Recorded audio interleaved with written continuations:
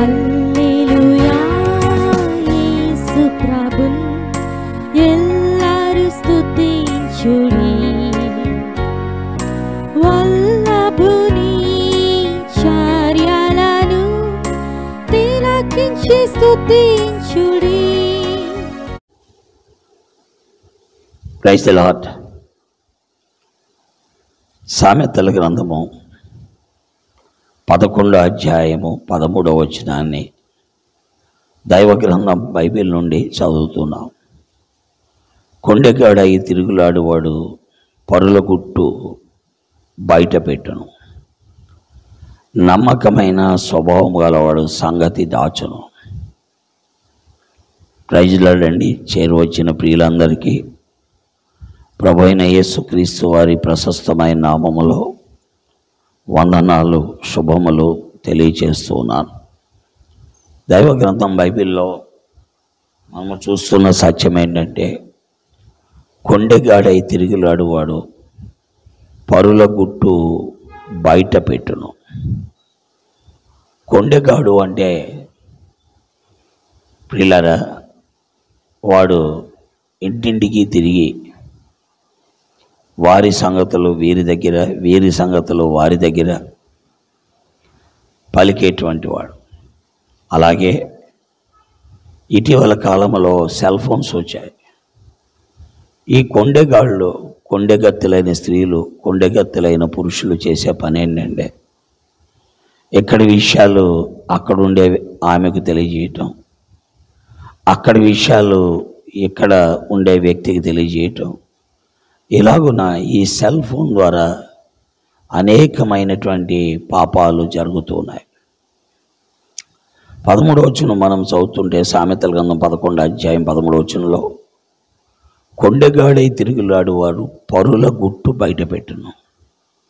అందుకనే చాలామంది వారు బైబిల్ చదవరు, ప్రార్థన చేసుకోరు, తమ పాపం గురించి తాము దేవుడి దగ్గర సాగిలపడరు, తమ పతనాలు, తమ పొరపాట్లు, తమ లోట్ల గురించి ఎరగరు, వాటి గురించి ప్రభు దగ్గరికి వెళ్ళరు. కానీ వాళ్ళ అమ్మాయి ఎలాంటిది, వీళ్ళ అబ్బాయి ఎలాంటివాడు, ఆయన అలాంటివాడు, ఈమె ఎలాంటిది, ఆమె మామూలుది కాదు, గుడికొస్తు కానీ పెద్ద సమరయ స్త్రీ, ఇలాగున మాట్లాడుతూ ఆ సేవకుడు ఏదో బోధలు చేస్తాడు కానీ అతడు పెద్ద దుర్మార్గుడు, దొంగ, లేక మోసగాడు.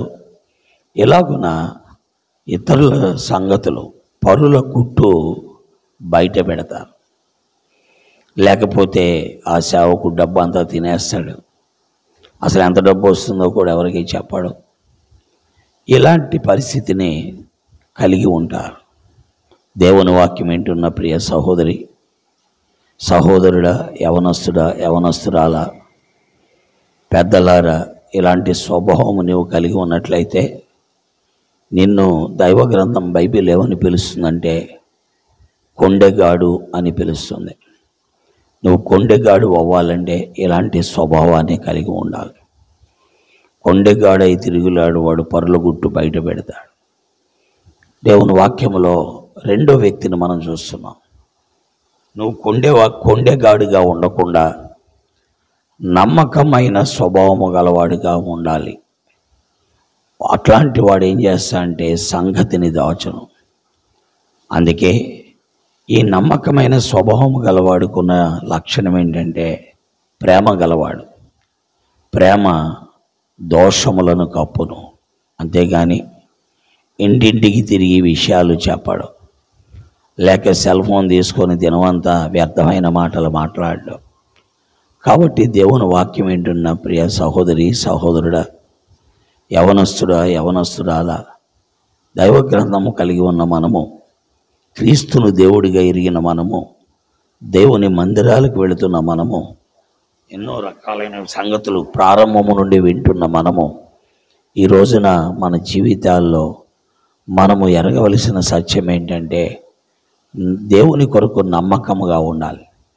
అలాగే నమ్మకమైన స్వభావాన్ని ధరించుకోవాలి. నమ్మకమైన స్వభావము గలవాడు ఇతరుల గుట్టు బయట పెట్టాడు, కానీ ఇతరుల గురించినటువంటి సంగతులు దాస్తాడు. కాబట్టి ఆలోచించుకో, నీవే పరిస్థితిని కలిగి ఉన్నావు అనేది. దాని గురించిన ఆలోచనలు కలిగి నువ్వు కొండెగాడిగా ఉన్నావా, నమ్మకమైన వాడిగా ఉన్నావా? కొండెగాడిగా ఉన్నావా, నమ్మకమైన స్వభావం గలవాడుగా ఉన్నవాడు అనేది ఎరుగు. కొండెగాడిగా ఉండేవాడు క్రీస్తును ఎరగనవాడు, నమ్మకమైన స్వభావం గలవాడు క్రీస్తును ఎరిగినవాడు, కలిగినవాడు. నమ్ముదా? మన జీవితాల్లో ఉండే ఈ కొండెగాడి స్వభావాన్ని తొలగించటానికే ప్రభు అయిన యేసుక్రీస్తు వారు సిలువకెక్కారు, సిలువలో బలి అయ్యారు, రక్తము చిందించారు, చనిపోయారు, సమాధి చేయబడ్డారు, తిరిగి 3వ దినాన లేచారు. మనల్ని నమ్మకమైన స్వభావం గలవారిగా మార్చుడు కొరకే. కాబట్టి నమ్ముదాం, ప్రభు అయిన యేసుక్రీస్తు వారి దగ్గరికి వద్దాం. ఈ స్వభావం కలిగిన మనము మార్చుకుందాం, నమ్మకమైన స్వభావం కలిగి ఉందాం. దేవుడి మాటలు మన మధ్యలో దీవించి ఆస్వాదించునుగాక. ఆమేన్. ప్రేమ కలిగిన మా తండ్రి, పరిశుద్ధుడైన మా దేవ, నీ వాక్కు ప్రజల మధ్యలో ముద్రించి వారి మనోనేత్రాలు వెలిగించి వారి గుడితనమును తొలగించి వారిని నెరుగునట్లు, నీ యొద్దకు వచ్చినట్లు, నీ మార్గములో జీవించినట్లు, నీ మహిమ కొరకు ఆయత్తపడినట్లు నీ కార్యమును మీరే జరిగించి మహిమ, ఘనత, ప్రభావములు పొందమని మీ సన్నిధిలో ప్రార్థన చేయించున్నాం. మీ చేతులకు సమర్పిస్తున్నాం. విస్తారమైన నీ కృపను కోరుతున్నాం. నీ వాక్కు మా మధ్యలో ముద్రించమని ప్రార్థన చేయించున్నాం. వినేవారందరికీ జ్ఞాన హృదయం కలుగు చేయండి. పరిశుద్ధాత్మ సహాయం అనుగ్రహించండి. యేసుక్రీస్తు వారి దివ్య నామములో స్తోత్రించి ప్రార్థిస్తున్నాను తండ్రి. ఆమేన్. ప్రైజులాడండి. దేవుడు మిమ్మల్ని దీవించుగాక. దేవుని స్తుతించుడి,